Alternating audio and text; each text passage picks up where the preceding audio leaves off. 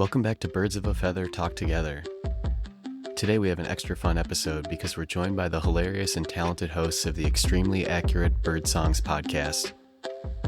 If you haven't heard their show yet, you're in for a treat.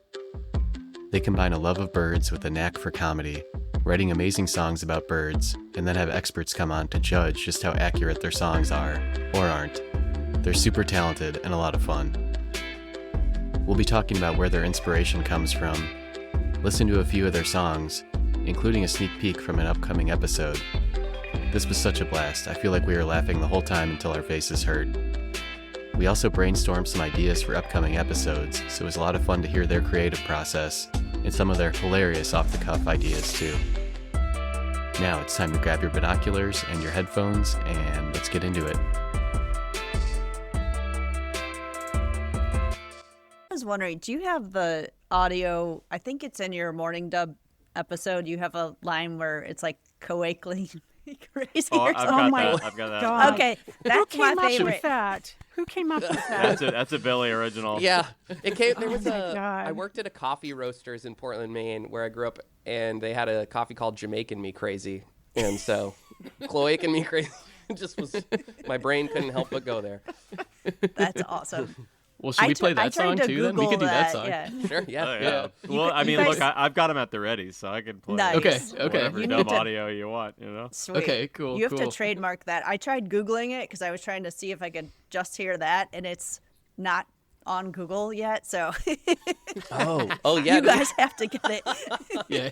That's when you'll know you've made it. Yeah. Dang. Put it on a t-shirt. Wow. Yeah. That's a big idea. I love that. Dang. All right, well, welcome back, everyone, to Birds of a Feather Talk Together. We're really excited to have Billy and Tommy joining us from Extremely Accurate Bird Songs. So we're huge fans of theirs, and we've been just loving like every song they've released and every episode that they released. So we were so happy that they were able to come on and join us. Thank you. They're actually going to play a couple songs for us, too, while we're on. So, guys, thanks so much for joining us. Yes. Heck yeah. Oh my God, thanks for having us. I mean, we were talking before we started taping. I was telling you guys this, but like, I love your podcast, and also I've used your podcast to prepare for our podcast. So thank you for the scholarship and detail you've put into your bird research. I love that we have like a similar mission, like we're doing an episode on a bird. I don't know if either of us are going to make it to 11,000 or Shannon, is it 20,000? How many birds are there? This is a very controversial subject. I do think there are 20,000 species of birds. I do. John does not, so our household is divided.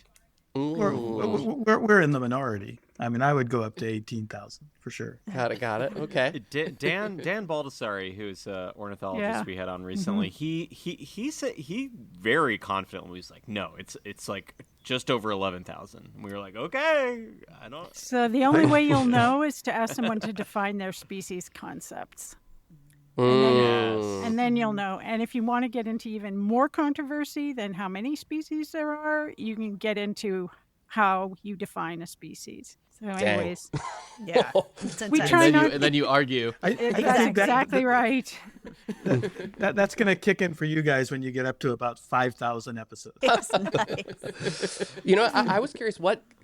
It's okay if this is a secret, but what birds do you have coming up on your show? We have a whole bunch of Shannon, do you wanna... we have a whole bunch of kingfisher episodes. I have a big project on kingfishers, and I love kingfishers.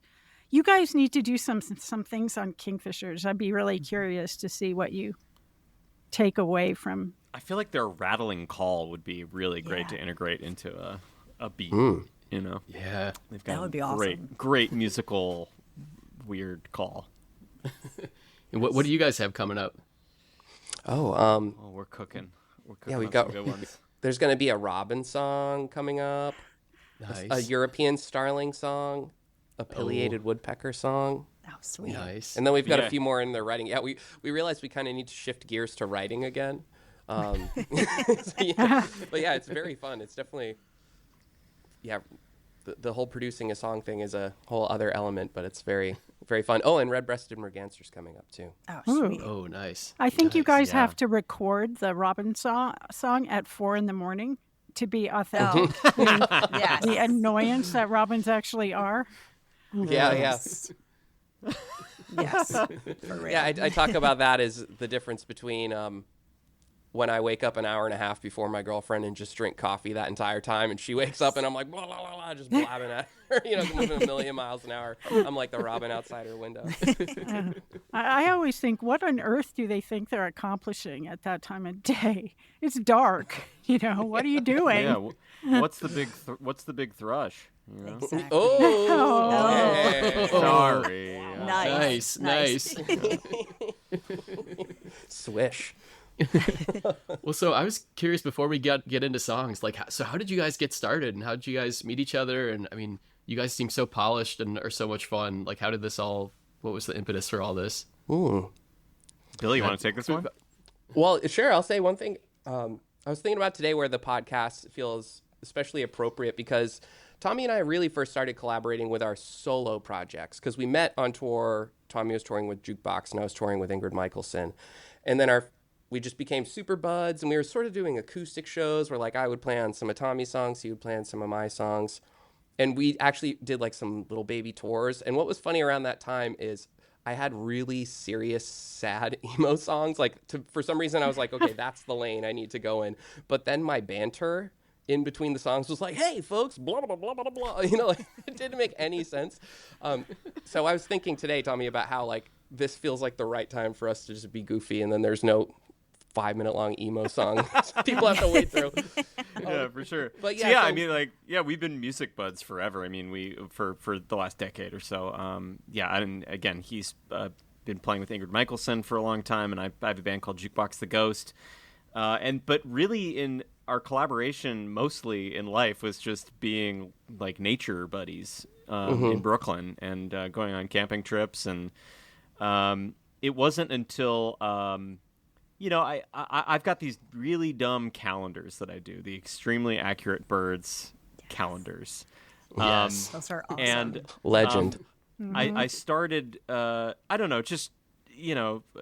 drawing those every year, and that kind of was becoming a bigger and bigger part of my life. And I don't know, we were just sort of kicking around the idea of what if we turned it into a podcast, and we came up with this gag of what if we're on a quest to write a song about every bird species known to man, which we can easily accomplish in the next few hundred years. And I think the first one that came up was Billy was like, check this out. What if we had a song about the American crow? And he plays me this song. It just totally melts my face. And that started us on the journey. And we're trying to kind of keep the Lennon McCartney of stupid going, where we, one of us maybe cheerleads one song, we're kind of trading off vocals and sometimes co-writing and sometimes, pitching songs at each other, and working towards the first ever potentially Balbum, bird album. Many are saying the first ever. I don't know. Yeah, I had a real moment while camping where I said Balbum, and as if everyone knew what that was. And then I had to stop like, oh, I'm sorry, bird album. Oh, that's our world. We say things all the time that we think everybody knows the words, and people just look at you blankly. Yeah. But that happens to me as a Canadian all the time too. There are words that Americans just don't know, that I don't realize that they don't know. So, garbage disposal. What's a garbage disposal to Canadians? Oh, a garburator. Whoa! So, What? Yeah. Really? My favorite one is Smarties. Yes, you guys have it Canadian wrong. and American Smarties are very different. They are. Yeah. Wait, what's a Smartie? Is it like an M&M? It's like an M&M. Yeah. Oh, It's an M&M. No, it's better than they're an edible M&M. chalk here. Exactly. I don't like American Smarties. I got fooled with those my first Halloween in the U.S. because someone said there's Smarties in the bowl. I'm like, no, there aren't. Oh, yeah. Mm. I feel like that's the only time you see them is Halloween, and they're gross. Yeah, they were always like the bottom of the barrel for me. 2 weeks after Halloween, you know. You try to I think trade your them. house Yeah. will be egged. If you give those out, I think your house could be egged. For real. Yeah. That's a disappointment completely. Yeah, it's kind of the Halloween candy equivalent of like, you know, giving your nephew an Apple gift card for his birthday or something. You know, it's like just very low effort. Yeah. Garburator, though, I am super behind that. Yeah. Because I love garbage disposal, Garburator. that just sounds like that could also be a trash can, but Garburator. Yeah. And I also think it gives you the bit of like, whoa, that a garbage disposal deserves. You know what I mean? Don't mess with the Garburator. Yes. And the other one is cheesy. Do you know what a cheesy is? Yeah, see, that's the blank look and silence that I've gotten ever since I moved to the U.S., which is a long time at this point. Yeah, our Cheetos, which are called cheesies here, and they're actually made with real cheese. So for me, a cheesy is a puffed corn thing with cheese. But that's not, nobody else knows what that is. But everybody up here knows what that word means. In America, we just call that food. Yeah. Health food. Yeah. Yes, exactly. Farm to Exactly. table. Yeah, it's in the pyramid. That's called vegetable.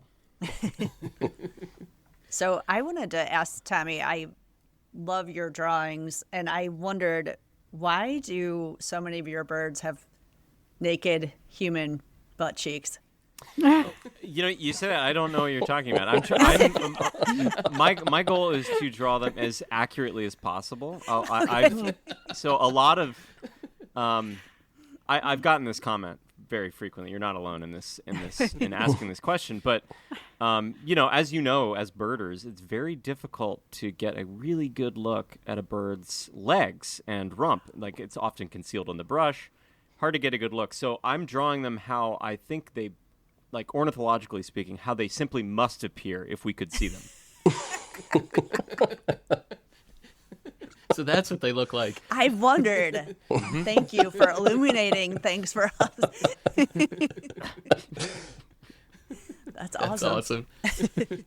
That's not compatible you- with the whole cloaca thing. That's true. Tommy's drawings could go from PG-13 to R really quick Yeah. if we start. Well, we have a segment on our podcast called where we talk about mating rituals and nesting called "Cloaking Me Crazy," which Billy wrote a banging theme song. Which can I play it? Oh, please Please. do. Okay, Yeah. Here's "Cloaking Me Crazy" by Billy Libby. Cloaking me crazy. Cloaking me crazy. Cloaking me crazy. We're talking mating rituals. Cloaking me crazy. Cloaking me crazy. Cloaking me crazy. We're talking mating rituals. Incredible. I love that. I love that. I Do feel you like a wake lot of up with these dreams? Do you wake up with these weird things going through your head? That's a good question. Oh, man. Yes. And I go to sleep with them. And I feel like a lot of the humor in our podcast is just that with these recordings, it's just like that. As a listener, I hope that people are listening to it going like, why did they spend so much time on this? yeah. Like we probably spent a good few hours recording "Cloaking Me Crazy." Oh, you know? yeah. That's awesome. It was worth And we're it. It was worth it. dissecting Yeah, the tone, yeah. you know. It's awesome. I don't know, man. What does that baseline sound right to you? Yeah, no, we did like so many Try it takes again. of the guitar lead in the background, trying to get that like Mutron, Jerry Garcia 1977 guitar pedal sound, you know. Going deep. I want to do different versions of that, like a cozy version, you know. So that'll be Oh, fun. like a- what about like an a Barry acoustic White. version? You need an Yeah, acoustic exactly. I version. actually been working on an acoustic version. I think you've just justified why all those birds have butt cheeks. Yep. Yeah. Just-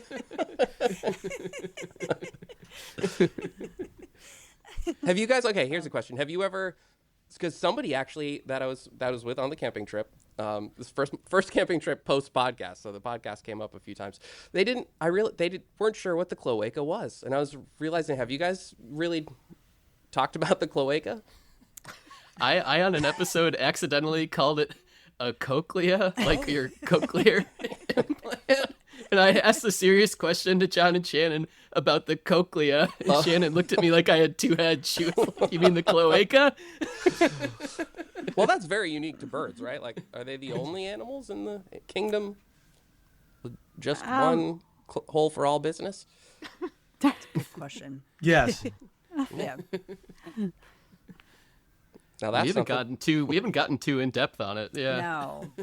I think we can put that on the we list. talked about it was like with the yeah. mallard. And we've got some episode. music now. We Yeah. talked about it in an RX-rated episode, which was about That's right, mallards. Shannon. So I want to Yes. know how Oh. far you're going to go into the duck world. Oh. Well, we've done red-breasted merganser already, so that tells me that we're buckling up to get real specific, because that's not exactly the first one you would do. No. Wait, do they have a curly fry? Also, I like you guys know what we're talking about. Yeah. No, I was like, that's a very unique That's a choice. cheesy to our Canadian listeners. A cheesy. They have a cheesy. Well, we had a guest named Bonner Black, who's a wonderful songwriter / birding influencer, and she had started a song that was about, what was it? Oh God, blue- it's so funny. Yeah, Like a duck that was like, it's insane. We're talking the biggest curly fry. Yes, so that's a ruddy duck. Oh, ruddy duck. Yeah. Oh. Yeah, holy Yeah. mackerel. Oh, wow. Although I think the one she was feet. singing about is like some South American. Okay, duck or yeah, something. there's Okay. it's in the same genus. Yeah. Oh, that sounds awesome. Yeah, so that's the kind of stuff you're going to get from extremely accurate bird songs. Do you guys want to play another song? Yeah. Should we listen to? Yeah. Absolutely. Let's see. So, I mean, we talked about the crow being, it's not the first episode, but crow is the first one that came to the table. Billy Okay. played me a demo of this, and I was like, okay, dude. Here, buckle up. Let's do a podcast. And yeah, we added some stuff together and had the drummer of my band, Jesse Kristen of Jukebox the Ghost, add some drums, and here it is.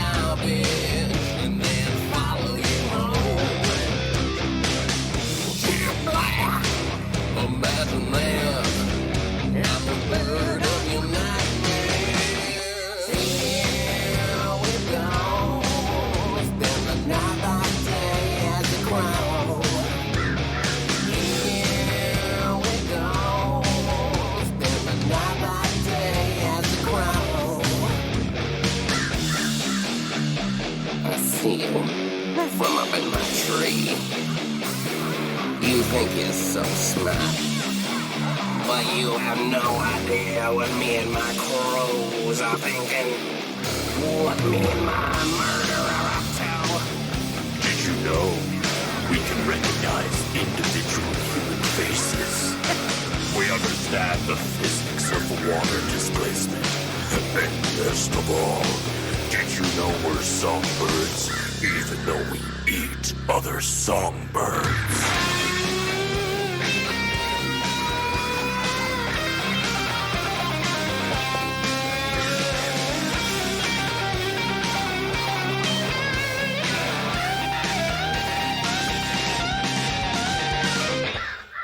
Oh my gosh. Amazing. That is Oh, so that was good. Yeah. awesome. That is I'm your so best one so far. Oh my gosh, that's unbelievable. Thank you. I'm so grateful for birds for that song. But you know, the only reason it sounds like that is because you guys know something about birds, right?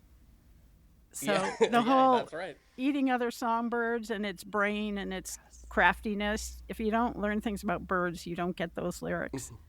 Yeah, well, one thing we've talked about too, is just sometimes we have to. I've never had songwriting where fact checking is so important. You know what I mean? I'll get started and I'm like, oh crap, this bird doesn't live in the bush at all, and the whole rhyme scheme is based on bush. You know what I mean? But this one I felt a little bad because I realized the crows are actually wonderful, charming birds, and I kind of made them. I typecast them a little bit as like the goth I think they would causing trouble. Here's the thing, though. I think they would much prefer to project to you. You know that's how they are. So I think they would be happy with. I get that. That makes me think like like the goth kids who like seem like they're really like standoffish, but then they're really sweeties. You know, when you go talk to them. And I'm not so sure crows are such sweeties when you go up and talk to them, because their brains their brains are so big. You think they're calculating all the time. You know, so I don't think I'd turn my back on a crow. Our first guest, Ellen Weatherford, pointed out on this song that she was like, I really like the genre that you guys are exploring in this song, and I actually think that more songs in this genre should have a breakdown where they just say facts, like it's sort of like, like if Enter Sandman had like a "Did you know the Sandman has been in culture for hundreds of years?" That would be awesome. Also, I will say with the Bird podcast, I was so excited with Tommy because, as I said, as a songwriter, sometimes you feel like you need to kind of pick a lane, But with this one, I was like, oh, there's a home for this super weird metal song that would have made no sense in my life in any other context. But then, like with birds, trying to write a song for every bird, you really get to try and, do an ode to every genre, which I feel like is kind of the like underspoken thing about our podcast. Like we don't talk about it, but that's what we're trying to do is like have a genre ode, to this music we love. Like it felt like a bingo checklist with Tommy when you did that guitar solo, like I was like, I just want to do like make people feel metal, and that part, man, when you do that solo, I'm like metal, just ready to slam around. I love how you guys incorporate like the actual bird calls into all your songs too. Like, I feel like that really works with that one too, like the squawk. Yeah. For sure. I'm gonna be interested with red-breasted merganser in that sense. Well, that's used very differently. Tommy, shall we? I mean, the podcast isn't out yet. Is that against the rules? I don't know. No, I would don't. You guys. I guess that might be. That's a teaser. Let's use it that way. Let's put it this way.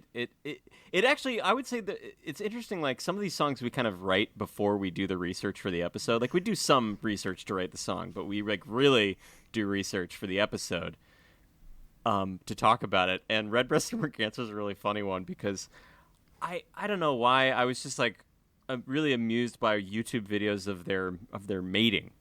Of their mating calls and the grunting and the kind of like that weird neck dip that they do, and so it became this like very romantic kind of like Disney Broadway kind of a thing, which in hindsight, now that I've done more research, is a really funny thing to do for, the bullet point for Red-breasted merganser is more that it's like maybe the fastest bird on the planet. Like it flies 81 miles per hour. The song is not fast.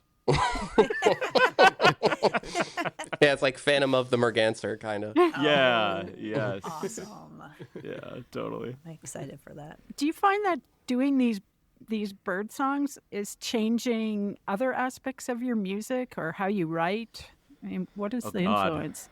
We'll find out, I guess. The question is what their bandmates are going to think. Yeah.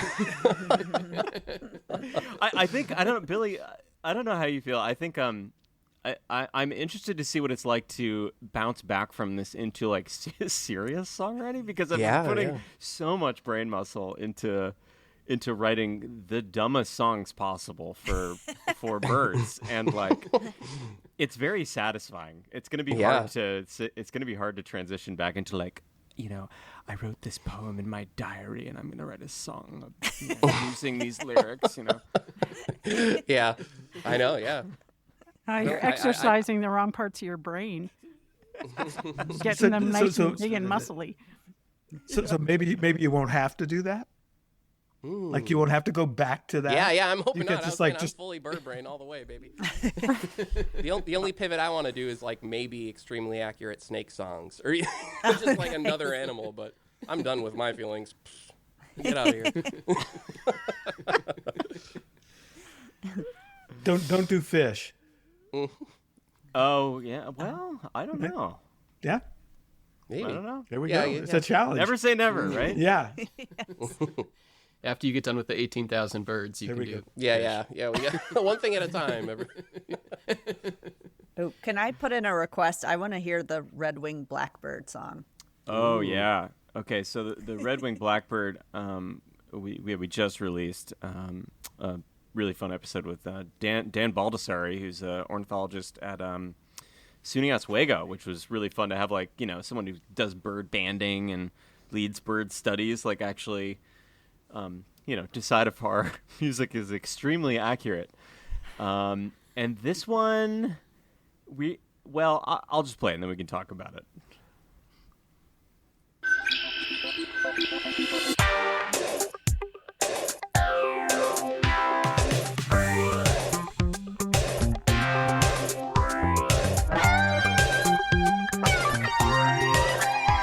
So fine, so dapper, so chic.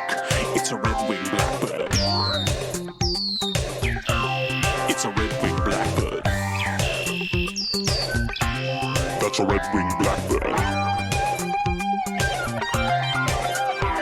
From Chicago to LA, from coast to coast, that's where you'll find me.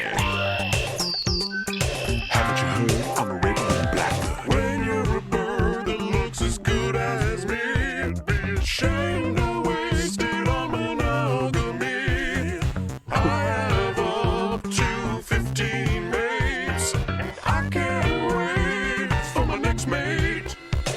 We're fine, and we know it. That's right. Little red of the yellow on the shoulder, and we're gonna show it. Fresh on. We're fine, and we know it. That's right. Little red of the yellow on the shoulder, and we're gonna show it. Fresh on. From Canada to Mexico, mention my name, damn right they'll know. They've all heard of the red-winged blackbird. Hey, ladies. Yeah, ooh, he's cute. I'm going to need 15 volunteers. We're fine, and we know it. That's right. Little red and the yellow on the shoulder, and we're gonna show it. Fresh. We're fine, and we know it. Fresh. Little red and the yellow on the shoulder, and we're gonna show it. Fresh. Little red and the yellow on the shoulder, and we're gonna show it. Yes. There we have it. Okay, I love have that. a little bit of a bone to pick with you guys. No, about- actually, I'm ready. Wait a minute, Shannon. So you guys started that episode. We were listening to this on this car drive we just took all the way from Chicago to British Columbia. And so one of the things you started that episode out, and by the way, we were seeing red-winged blackbirds basically every 300-400 meters all along on that entire route on the interstate. Dan But- will be happy but- in the ditch. Yeah, in the ditch. Ditch, in yeah. the ditch. So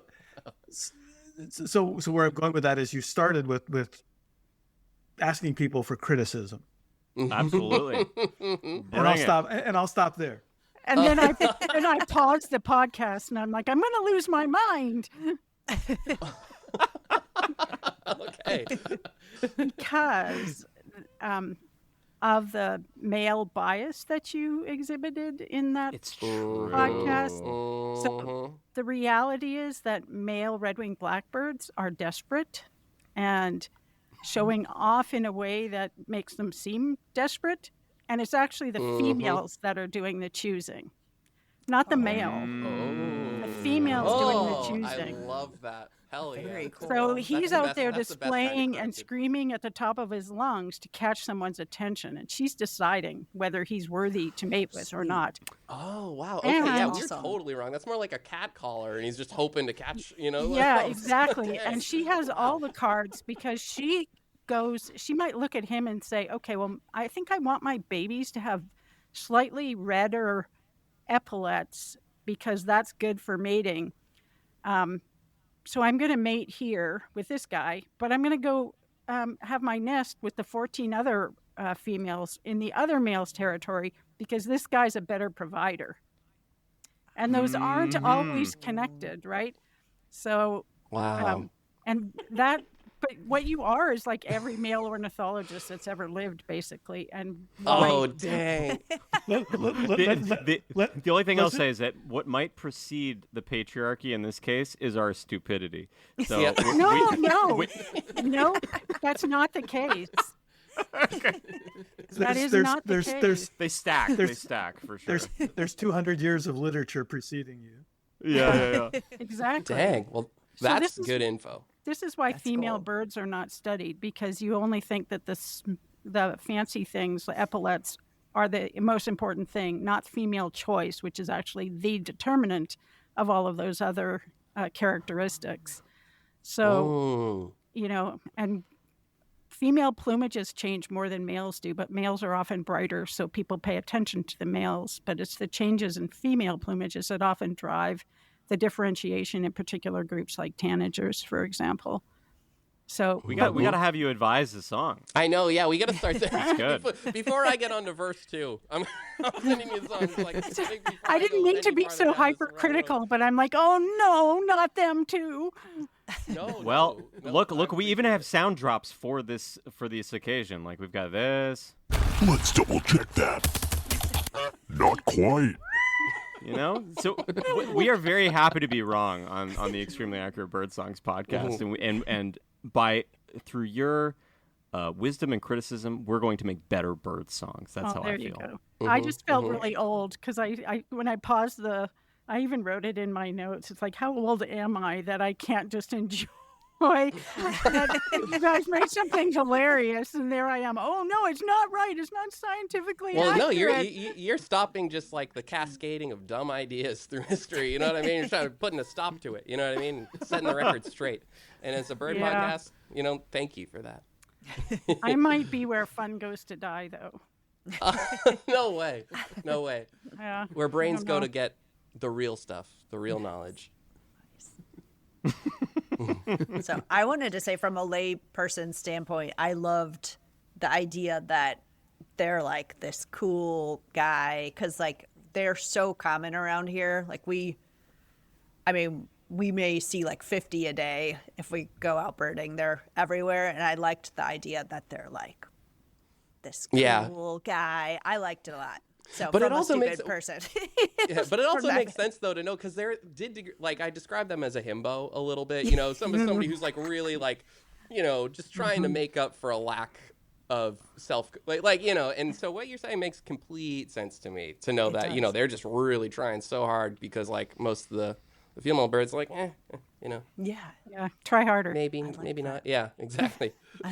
Yeah, so we kind of opted to go for like a from the patriarchal red-winged blackbird perspective, went for a very I'm too sexy, like early 90s Fine Young Cannibals. In fact, I think I even took a reference from the snare drum of She Drives Me Crazy, like that.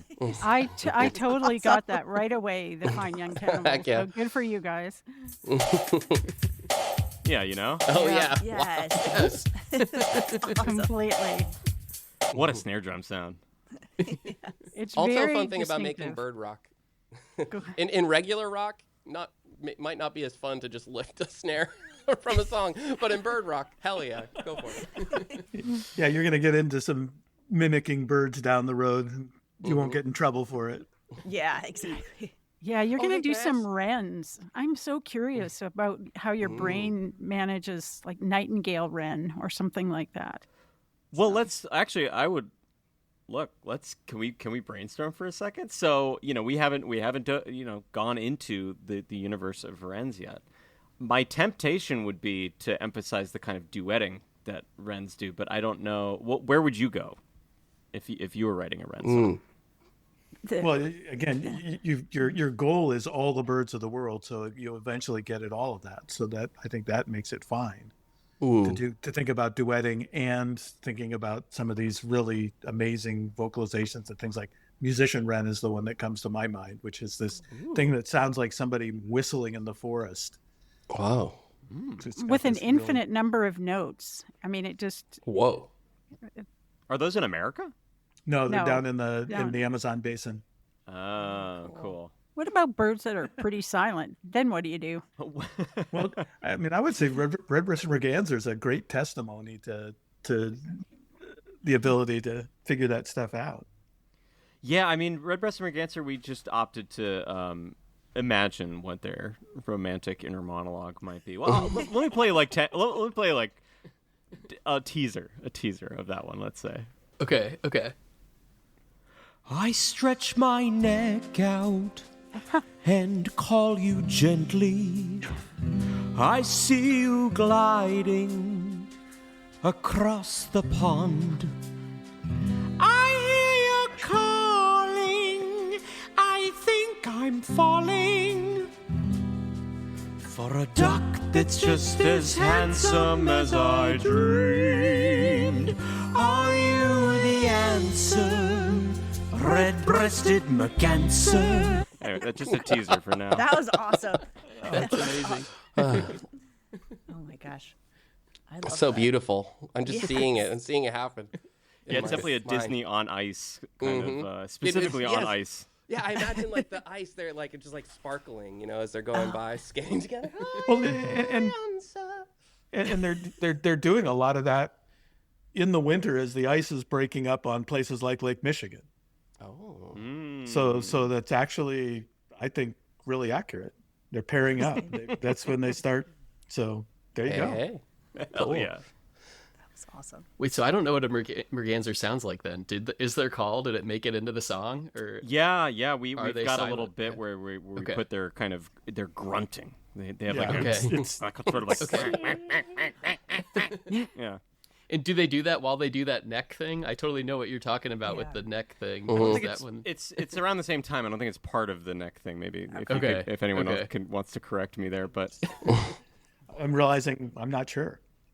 Yeah, me neither. the neck thing is really worth looking up though. It's great. They like stretch their neck out really far and then kind of do this like dipping motion into the water. They dip it under the water, and the lady kind of looks back and is like, "I'm not impressed." And keeps going. Yeah. Should we do another song? Oh wow. Wow. Hell Yeah, if you don't mind. Well, Yeah, I should also. We've been getting into in more recent episodes. We've been getting into like sort of like micro targeting specific species with songs that already exist. So, for example, because as a tribute to Brian Wilson, Oh, we were working on this one. I see you, merganser. I saw it in a salty marsh diving for fish. They swim like they're peaceful, but at any moment they'll die.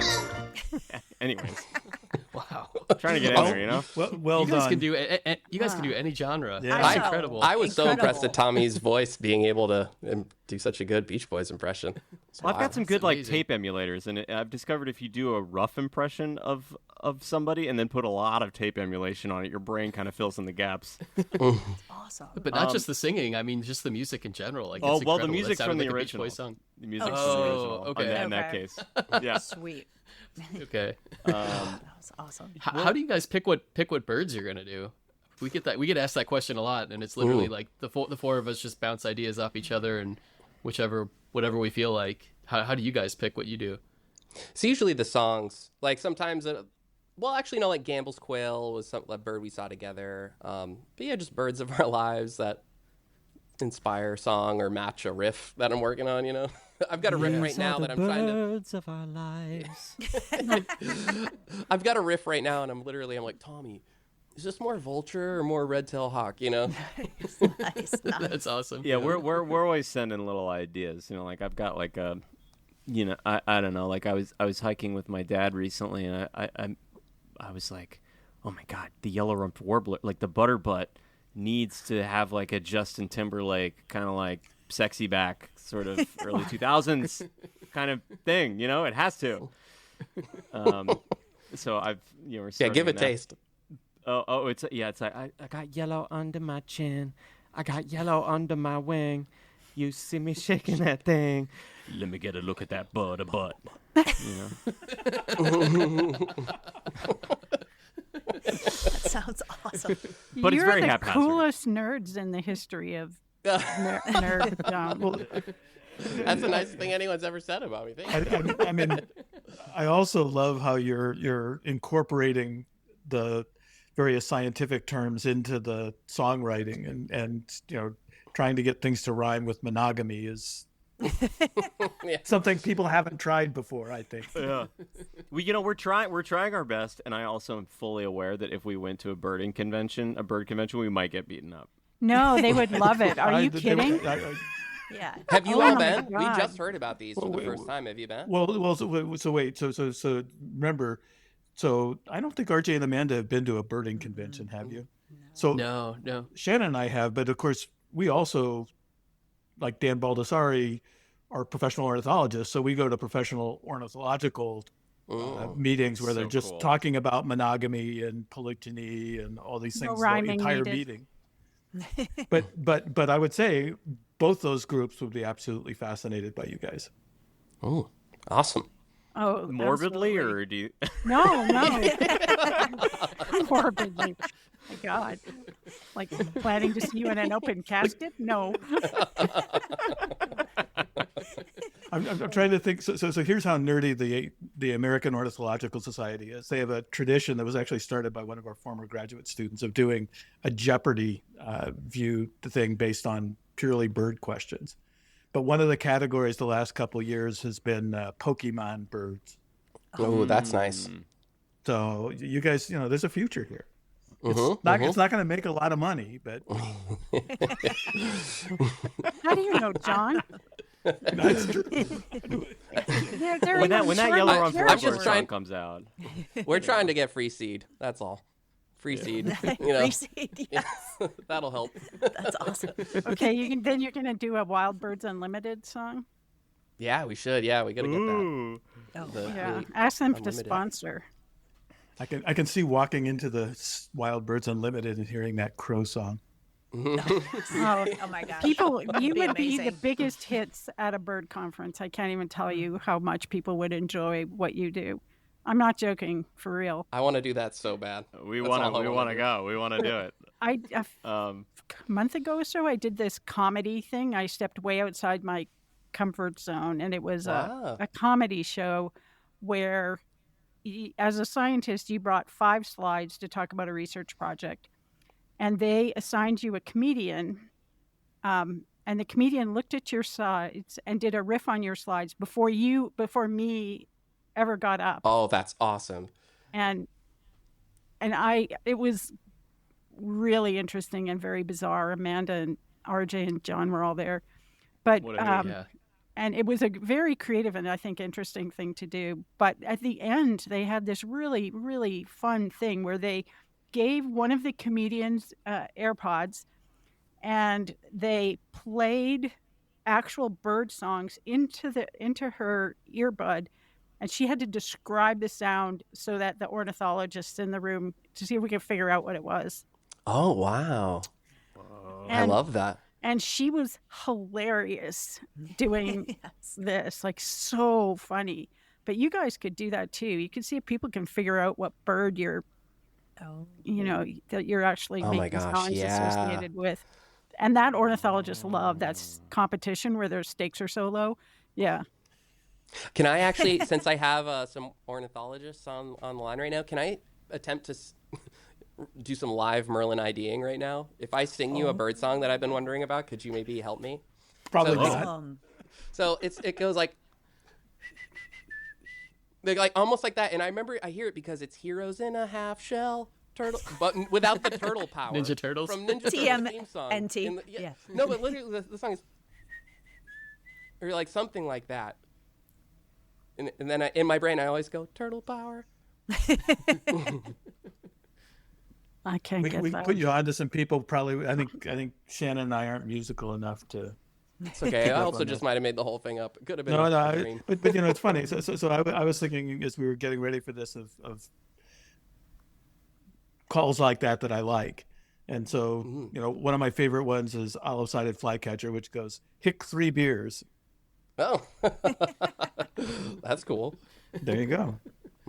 Well, I'll let you know if I ever get to ID that Heroes in a Half Shell bird. Yes. But now I can't hear anything else but that. I don't know how to turn it back into what a bird might actually be because it's gone now. That's great. Hey, have you guys toyed with the idea of ever doing like live shows? Like go on tour and actually like play a... We've daydreamed. Yeah.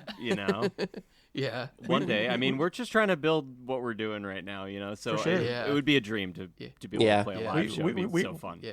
We know a venue in Chicago that would be very interested in you. Wow. Shannon is telling you. Well, yeah, the more people we've talked to, and I mean, we just heard about the bird circuit for the first time. So, oh my gosh, that'd be so fun. We do some acoustic versions. Acoustic crow, no big deal. We did just get. I mean, we're a baby podcast, so we're just starting out. But the fledgling we did just get our first. We just got our first sponsor. Oh, cool. Oh, congrats. Check this out. Are you trying to grind the grubs in your gullet and gizzard? Let your tummy take a load off with Billy and Tommy's gut grinded gizzard gravel. Just a single pouch of premium gravel will keep you running smooth for weeks. Only $44.99 per month, and use the discount code Good Grief. It's gut grinding gravel for 4% off. Your stepping stone to good gut health is stones. Nice. So we're pretty pumped about that. That's awesome. That's awesome. Can we talk about that? Why do birds eat gravel and pebbles like that? They Shannon. have to grind things up, right? Not all birds do it, but if you were to eat corn, dried corn things, you're not going to get any nutrients if you can't break them up into small pieces. So they have muscles and in their gizzard, and they have stones in there. They eat the stones and swallow them, but keep them there, and that it'll grind up, like really grind up, very, very thick, big honking things. They can grind up with that. Wow. But do you think we're missing out? I know. Should we have a gizzard? I'm not swallowing stones. Or stones, yeah. Or stones, yeah. I don't know. People who have kidney stones might not think so. I don't know. I'm not so keen on stones. It's just weird to think of birds before that just being like, man, something's not right. I'm down to try anything, but my gut is not. Something's not right. I'll try anything. I'm starving. I'm starving. Let me get some rocks. Yeah. But that And then it was behavior passed happened down through time, early. like, just eat some rocks. That behavior happened early in the evolution of birds. So that's Okay. Yeah. they didn't have to think about it for too long before they solved the problem. Well, I think the plants started, it's kind of like an evolutionary arms race where the plants started making harder, bigger seeds to get away from the birds. And the birds are like, hey, wait a minute. What if we do this? See, there's But then they make a truce because then the birds will disperse the seeds that the plants couldn't survive without the birds. So then you get to this nice synergy. It is amazing, just like that birds, aka dinosaurs, have been on this planet for so long that there's just so many mysteries that are still being solved. I mean, like I was just listening to your it's about the you guys had the black cap chickadee episode where you talked about it deactivating its brain, like different parts of it for different seasons, right? Like that's crazy. That's crazy. I love that. Birds are amazing. Wow. Yeah. We agree. Let's hear it. You guys should do. Speaking of dinosaurs, this is one of our favorite birds we've all done, and Shannon and John introduced us to it as the Watson. Wow. Have you guys looked at the Watson yet? This is one of the wildest birds out there, I feel like, and Shannon knows a lot about it. Wait, spell that. I think of all that? It's Hoatzin. Watson. But oh my goodness! I will say it's vocally challenged. No, not much of a song. But not behaviorally challenged. Wow. Why is it called a stink bird? Because they smell. of the things Good they question. eat. They stink. Yeah, they're basically ruminants. they leaves and things, and so they have a lot of bacteria to break things down. And Oh wow, and they stink. yeah, They do. They do. You can even smell it on the specimens in the museum, so that it maintains the stench long after death. But they have all that cool crest. They're like punk rock birds. They also, the babies have claws on them, on their wings, and there's really great videos of them climbing up trees. It's absolutely hilarious. Because if you're going to nest over water, you better have a way of getting yourself out of the water when you fall in it. Watson. What genre would it be? If you were to, The stink Good bird. question. Yeah. Yeah. Oh, whoa, yeah. So I would go with some kind of atmospheric type thing too, because systematically they're not closely related to anything else in the. I mean, they're kind of at the base of the tree by themselves. Yeah, they're an enigma. Like Enya? Like, would you do like There we an go. Enya? Yes. Ooh, Yeah. Or Bjork. Or Bjork? Yes. Awesome. Yeah. Yes. Yeah, because she says they're weird, and she's a little bit on the weirder side. Bjork. Yes. wow, cool. Heck yeah. All right, and yeah, here we come for the stink bird. I gotta say, I would not have predicted that pairing, but I think it's very cool. I was thinking maybe like Primus or something. Like, you know how like some bands from the '90s just smell like a basement, or like they just feel like a basement band, I love Primus, but they smell bad Yeah. in my mind. Yeah, like bong water or something. That is awesome. Oh my gosh. Oh, so where did you guys see a Gamble's quail? Ooh, Joshua Tree National Park. Oh, sweet. Okay. Yeah, because I live out in L.A. So Billy's in New York and I'm in L.A. And yeah, we did like a birthday camping trip for Billy and to the Mojave and saw some adorable Gamble's quails. That's awesome. Should we listen to that song? Yeah, for sure. Yeah. Yes. Okay. Cool. This one's a little moodier. I gotta say, this one's not quite as like zany. So just I would just say like imagine that you are in the desert and you're gripped by the spooky, lonesome fear of the emptiness around you.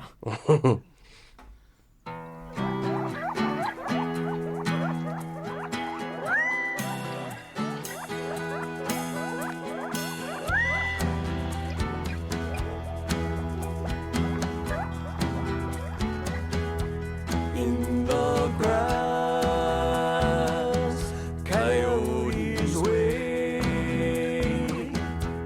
We must hide, protect our race. Gamble's quail, Gamble's quail.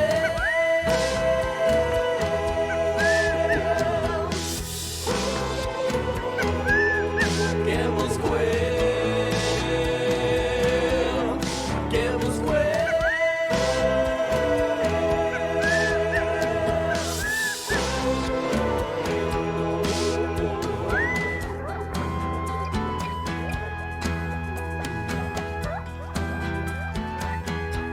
Bulbous bird, stumpy legs, gorgeous plume upon thy head. Gamble's quail, Gamble's quail.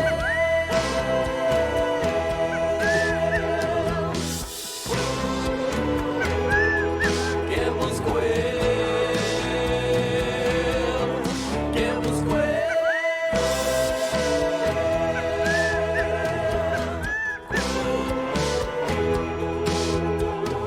Through the brush, through the undergrowth, because we dare not fly.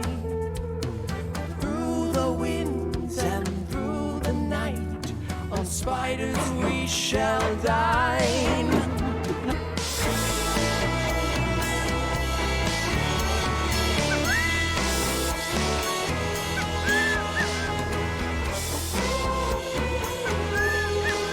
Do the fade out here. Because we honestly, we just couldn't stop jamming this one. That was awesome. That was awesome. I love the mood of that one. It's spooky, right? Yeah. Yes. Yeah. So good. We describe that one as that would be the closest to what if I were a bird in a band. That'd be my genre, I'd say. Indie rock bird. Nice. Well, how do the ornithologists feel about this one? How do the ornithologists feel? That was I great. really like Any the quibble? music.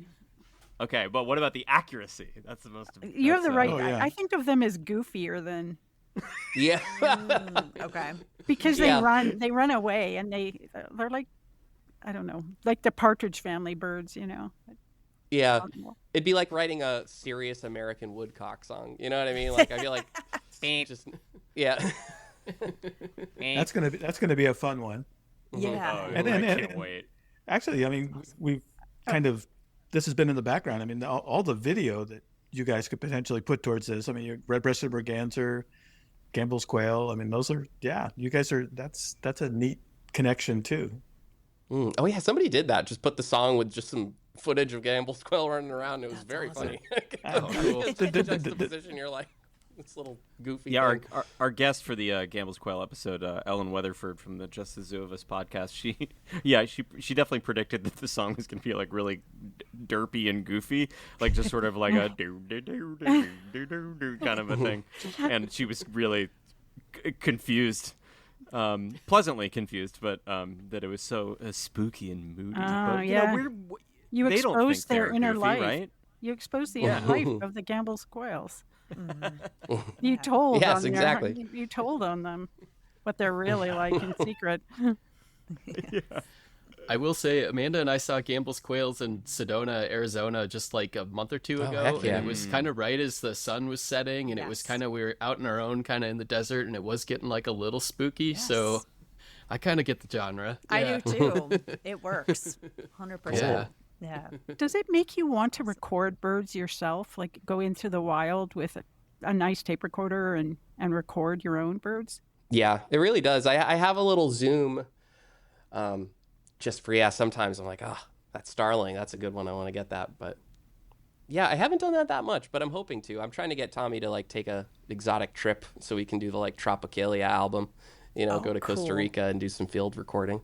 Yeah, Billy's already he's already frothing at the mouth for that. Yeah. He's already done. He's already working on like a toucan and a flamingo song. I'm like, whoa, dude, you haven't even seen one. I haven't had a life plan until this podcast.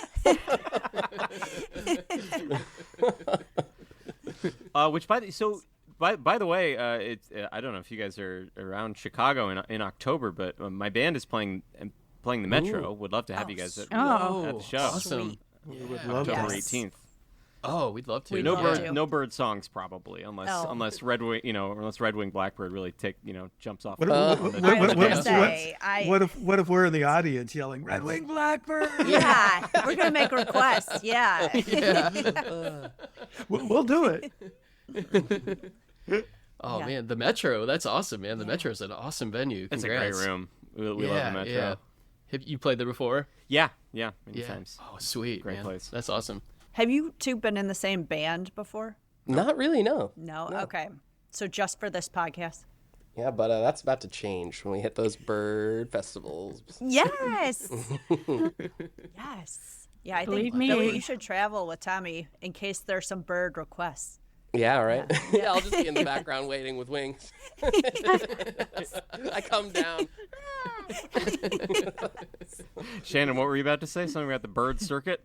Yeah, we will definitely inform our friends and colleagues who run bird meetings about you guys. So we would be honored. And also, by the way, an honor to and terrifying for us that actual ornithologists have listened to our podcast. So. Yeah, thank you for having us on. Like, this is such a treat and truly an honor. Like, thank you for taking us seriously, even though we are very unserious. I let them know. We love birds and love your podcast. So I let them know immediately that I had heard your first podcast. I'm like, we need to know them. We're so happy to know you. Because it made me really laugh, and sometimes these days it's not so easy to make people laugh. But it was really both clever and funny. Thanks. Well, thank you. We're having fun. Good. Yeah, we're excited to have you guys on as judges as well. So you say that now. Yeah. Well, in the meantime, think of it. Think of if you have any bird ideas and genre ideas. Well, besides, so we have one, the Watson, right? Yeah. And I'm challenged now. I want to try and write that Wren song, you know? Oh, cool. Because I was thinking with a Wren that it might just really have to dig deep into like the minutia of there, you know? Like, my little Finch husband didn't come home, where's he at? You know, little like, you know, Ooh. just one night in the night of a Wren, you know, something. Oh, yeah. That's They're Mockingbird. territorial. Let's see, I got to do some research first. I could write a whole song about a Wren. Mockingbirds would be interesting too, because they mimic other birds, and they often mimic them before the birds are actually in the environment. So it can be really confusing because they can be very good mimics. So you hear something, you're like, and then you realize you're being fooled yet again by a mockingbird.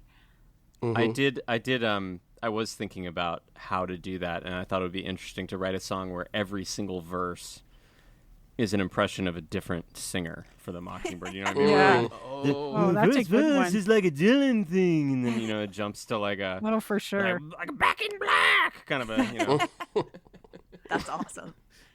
We have a lot of mockingbirds around us, and it's funny because I think for the most part I don't notice it until they really push it, and I'm like, okay, you're not a damn seagull. Okay. I can see that from here. Or like, you're not a hawk, but I love it when they go for those. It's impressive, but It is. You're not fooling me. And I really loved what you did with Blackbird in the last episode that was you guys just released, with it being a European blackbird. But I noticed you didn't try to sing, so you're not going as far as being Paul McCartney. Oh yeah, It's like I did flirting around the edges of that. But I really love that you said what the bird really was, what the blackbird really was in his song. I loved that. That's great. Yeah, what are some of your favorite music? I don't know how much more time we have, but just curious. Shannon, you keep want to going. start? I have very eclectic music tastes. I like classic rock. I like things like Enya. I liked Fine Young Cannibals. I love In Excess. I have to admit that I like some of Justin Timberlake's songs. I like Fleetwood Mac. Yeah, I grew up in this town is tiny, 7,000 people, and there was one radio station, and it was AM. And they had Italian news 5 times a day and a swap meet. And so my exposure to music as a child was pretty darn limited. I knew a lot about polka songs when I was Oh, young. heck yeah. But- Polka bird, heck yeah. So it was American Bandstand was the thing that connected me to a much bigger world when I was a little kid. And my Cool. brother and I on Friday nights, a radio station called Sea Fun that was out of Vancouver used to be able to up its to the distance it could broadcast.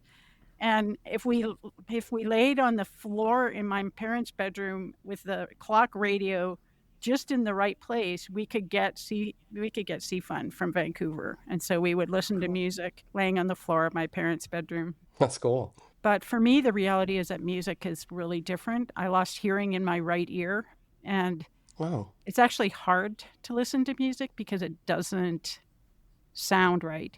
And you don't understand. Well, I'm sorry to hear that. Yeah, it sucks, but you don't understand what kinds of music are in stereo, like real serious stereo, until you can't hear it all. And the Beatles is one thing there's serious stereo sounds in the Beatles, where if you only hear one side of it, you miss it. So that makes me profoundly sad. I cannot listen to Beatles without We'll listen to the mono mixes, which are out there for all the records. So just look for the mono mixes, because I will say the Beatles fit into a specific category because stereo is so new that they didn't know what to do with it. So those early, the Beatles records that did stereo for the first time, like the White Album and I think Sgt. Pepper's, and Magical Mystery Tour. Especially the White Album is hilarious because the drums will be on one side and the vocals will be on another. So if you hear a stereo mix of the White Album from the original stereo mixes in like a restaurant, you just hear the drums if you're on one side of the restaurant. So look for the mono mixes because you can listen to the Beatles, I swear. That's awesome. Oh, that's a good idea. Very Thank cool. you. Yeah. Because that's a challenge for me to Well, I can imagine, yeah. Well, the mono mixes are better too because that's what they were mixing for at that time. The stereo was like an afterthought. Oh, yeah. I'm going to go back and do that too. I know. I want to hear that. That's interesting. Man. I'll be up at 3 a.m. now. It's all your fault. listening to music. So I'm just a boring rock and folk guy. Nothing wrong with that. That's me. Yeah. What about you guys? Amanda? I was going to say, I love 70s folk music. I love, my number one favorite is John Denver. And I thought your Merganser song. Oh my God, Shannon! I know that was a serious judgment. I get it. I know. Did you play that in Colorado in the mountains, Amanda? Oh yeah, everywhere. I grew up on it, so it's like nostalgic for me. Yeah. But your Merganser song, that felt like John Denver to me, so I really like that. Yeah. So. Our American Robin song that will be coming out pretty soon is a pretty big nod to John Denver. Oh, sweet! That's awesome. Do you guys ever do any like R&B style? Like I'm trying to think. I've got Al Green right now on our record player. I mean, that would be awesome. Yeah, that'd be a fun genre to get into. Yeah. Be nice and smooth and slow. God, what bird is Al Green? Oh, a sexy an bird. Owl. Owl. An owl. Oh, yeah. Oh, I love it, Shannon. Yeah. Yeah. Yeah. What bird is the cranberries? Oh, that's a good one. Maybe a wren, or like a rennie or something like that could be fun. Cranberries, yeah. It have to be something with a little bit of a yodel to it, you know? Yeah. Like, distinct cranberries yodel. Well, you've given us wonderful ideas, so thank you. Lots of things to chew on. Oh, also you mentioned Justin Bieber, Justin Birder. And I was thinking of that song. You know that song, like, what do you mean? You know that one? Oh, yeah. We love that song. Bring me some seed. If you want me to come, bring me some seed. That's all I got. Oh, That sounds awesome. And the only other thing I'll mention before we go is that the cranberries, we were talking about this yodeling bird. I just searched for like what birds kind of have a yodeling call. It's right there in front of us. The common loon.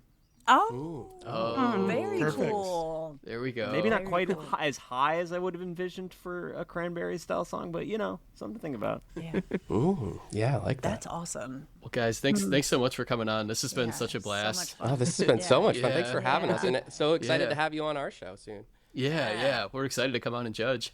Yeah. what does judging mean? Just what Dan did? Because that I think I can handle. Yeah, that's all it is. Okay. We're currently using 4 out Pretty of 5. loose.